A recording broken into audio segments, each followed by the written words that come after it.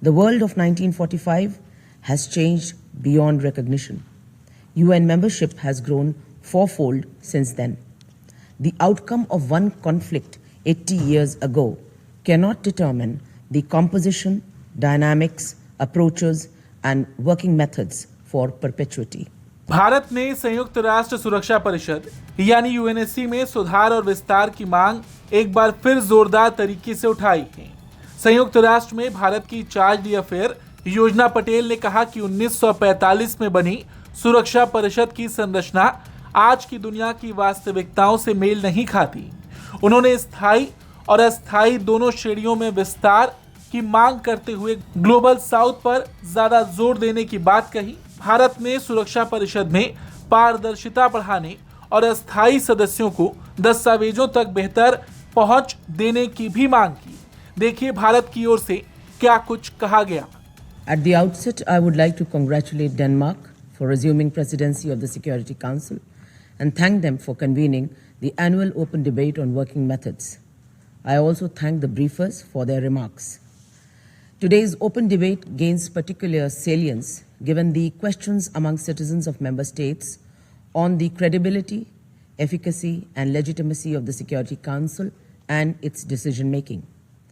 The underlying reason has been this principal organ's inability to purposefully intervene in raging conflicts across different parts of the globe. This has come at a huge cost to humanity, particularly in the form of unabated human suffering. The need for reforming the Security Council is more pronounced and pressing than ever before. Our joint endeavor must be on appropriately equipping the UNSC to address contemporary and future challenges. The world of 1945 has changed beyond recognition. UN membership has grown fourfold since then. The outcome of one conflict 80 years ago cannot determine the composition, dynamics, approaches, and working methods for perpetuity. This needs to change and must happen at the earliest. India's position on reforms of the Security Council are well known. We seek an expansion in both categories with greater representation for the Global South. This could be achieved only through text-based negotiations with clearly defined milestones and timelines. In this backdrop, I would like to make the following specific points with regard to working methods. First, a discussion on improvement of UNSC working methods must not be done in isolation. It is an important aspect of the broader umbrella of UNSC reforms and inherently linked to other clusters such as categories of membership, regional representation, and veto, among others. Any reform of the Security Council must account for all these clusters as a whole in order to make it comprehensive, real, and meaningful. Second, it has been more than 80 years, and the rules of procedure of the Security Council continue to be provisional. The provisional nature of these rules also suggests that they could be amended suitably from time to time. Therefore, existing working methods must not be cited as a challenge or obstacle to implement reforms, particularly in terms of expanding the membership.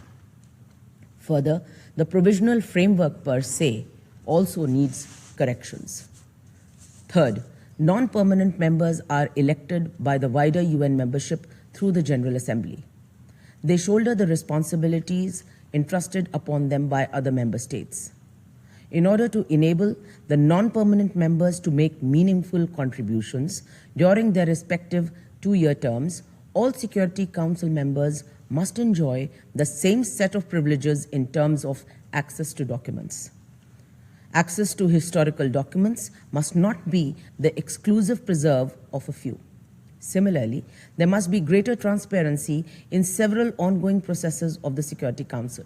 For instance, elected members, and by implication the General Assembly, must have a greater say in crucial aspects such as the election of the UN Secretary General. Another important sphere is peacekeeping. TCCs and PCCs go far beyond the UNSC membership. Therefore, As direct stakeholders, they must be part of the UNSC decision-making architecture pertaining to all key questions of peacekeeping, such as mandates and resources. Fourth, subsidiary bodies serve important functions and enable better implementation of the Security Council mandates. However, these bodies have not been able to deliver optimally in the recent past, primarily due to the delay in finalizing the chairs.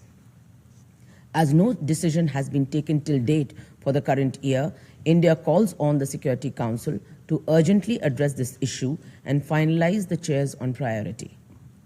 Moving forward, Note 507 must be suitably amended so as to have a definitive and non-negotiable timeline for finalizing the chairs of subsidiary bodies.